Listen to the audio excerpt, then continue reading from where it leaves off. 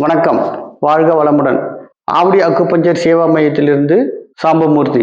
Avadi acupuncture Seva மைய நிறுவனம் மருந்தில்லா மருத்துவம், அக்குபஞ்சர் மருத்துவம், வர்ம மருத்துவம், நமது பழங்கால மாற்று மருத்துவ முறைகள் அனைத்தும் மக்களுக்கு போய் சேர வேண்டும் என்ற நோக்கத்தில் குறைந்த கட்டணத்தில் பயிற்சி வகுப்பாகவும் சிகிச்சை முறையாகவும் கற்றுத்தரப்படுகிறது. இப்போ எல்லாமே புதுசான வார்த்தைகளை பார்த்தீங்கன்னா magnet therapy, electro homeopathy, reiki, அப்புறம் சுஜோக், கப்பிங் தெரப்பி, இது மாதிரி டான் தெரப்பி, இது மாதிரி புது புது வார்த்தைகளா இருக்கு. இது எப்படி இப்போ நீங்க கேக்குறீங்க என்ன?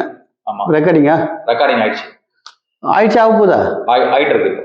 இல்ல, இப்போ இதெல்லாம் வந்து நம்ம பழைய காலத்து மருத்துவம் தான். ஓகே. கப்பிங் தெரப்பினா அந்த காலத்துல பாட்டிங்க வந்து சூடு பண்ணி பாத்திரத்தை உள்ள காயின் போட்டு மூச்சு பிடிச்சிங்கன்னா அந்த இடத்துல இப்படி வச்சிருவாங்க.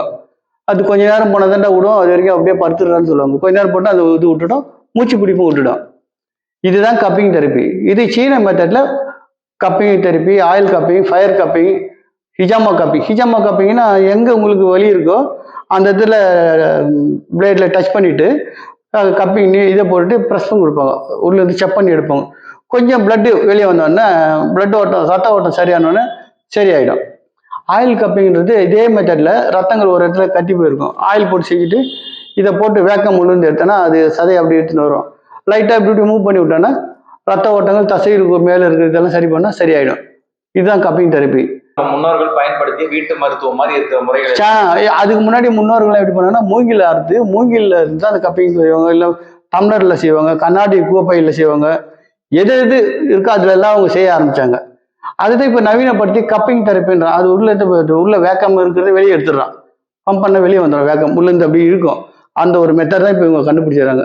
அதுக்கு முன்னாடி அவங்க உள்ள ஃபயர் விட்டுறான். நெருப்புல இப்படி காமிச்ச உடனே உள்ள இருக்கிற இதெல்லாம் வெளியே வந்துடும்.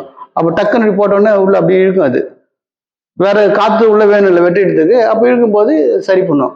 அந்த மெத்தட் தான் இப்போ இவங்க பண்ண கப்பிங் தெரப்பின்னு பேர் வச்சிருக்காங்க ஆங்கிலத்தில்.